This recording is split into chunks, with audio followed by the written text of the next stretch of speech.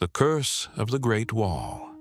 The legend buried inside China's greatest wonder. Slow cinematic music begins. Wind sounds, distant war drums. There are places in this world so massive, so ancient, that they almost stop feeling real.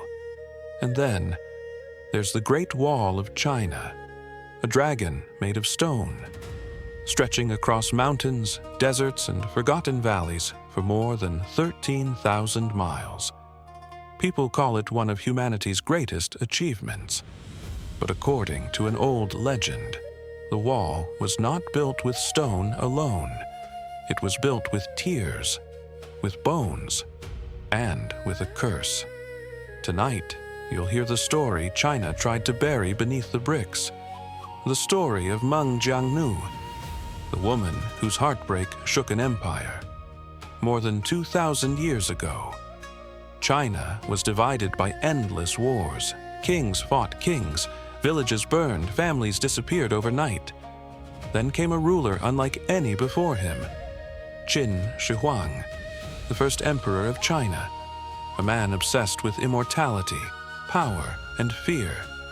He wanted a wall so large that no enemy could ever cross it, a wall that would outlive mountains. So he ordered millions of men to build it. Farmers, fathers, teenagers, even old men barely able to walk. No one could refuse, because refusing the emperor meant death. Thousands were dragged from their homes in chains. Many never returned.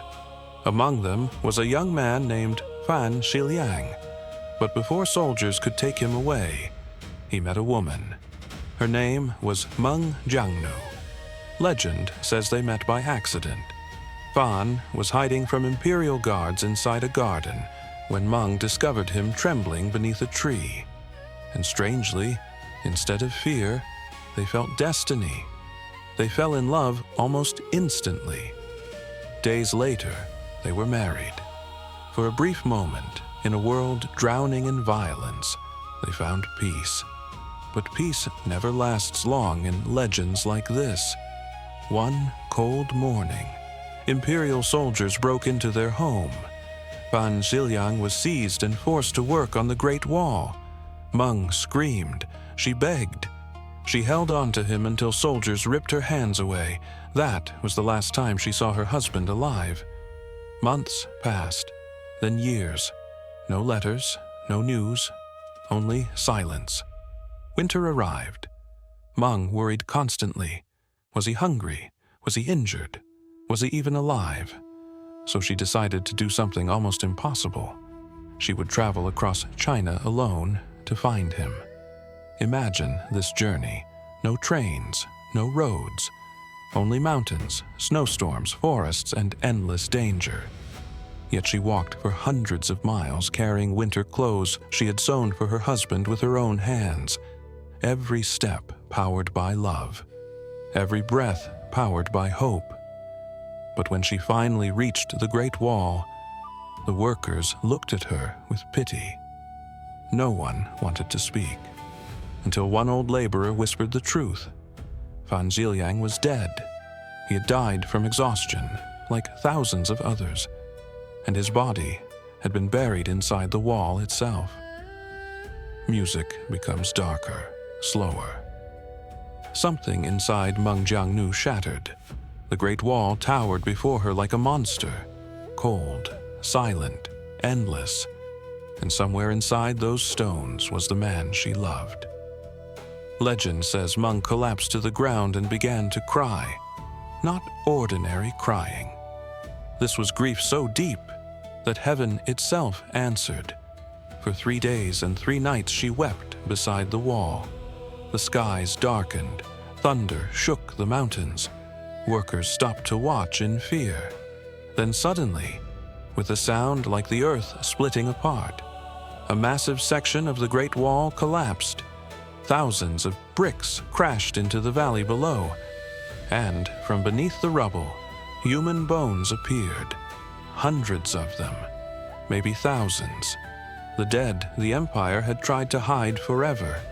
People say Meng searched through the remains until she found her husband's bones, and in that moment, the Great Wall revealed its secret. It was not only a monument of strength, it was a graveyard. When Emperor Qin heard what happened, he became furious. Some versions of the legend say he ordered Meng arrested immediately, but when she was brought before him, the emperor was stunned by her beauty.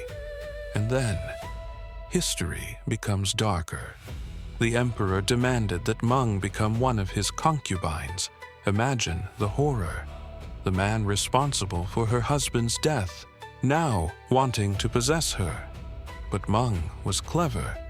She agreed under 3 conditions. First, the emperor must build a grand funeral for her husband. Second, all the dead workers buried in the wall must be honored properly. And third, the emperor himself must attend the ceremony. Surprisingly, he agreed, perhaps out of arrogance, perhaps because powerful men often believe they cannot be defeated. The funeral was held beside the sea. Thousands gathered. The emperor stood proudly before the waves, and Meng Jiangnu looked one final time at the world that had stolen everything from her. Then she jumped into the ocean. Some say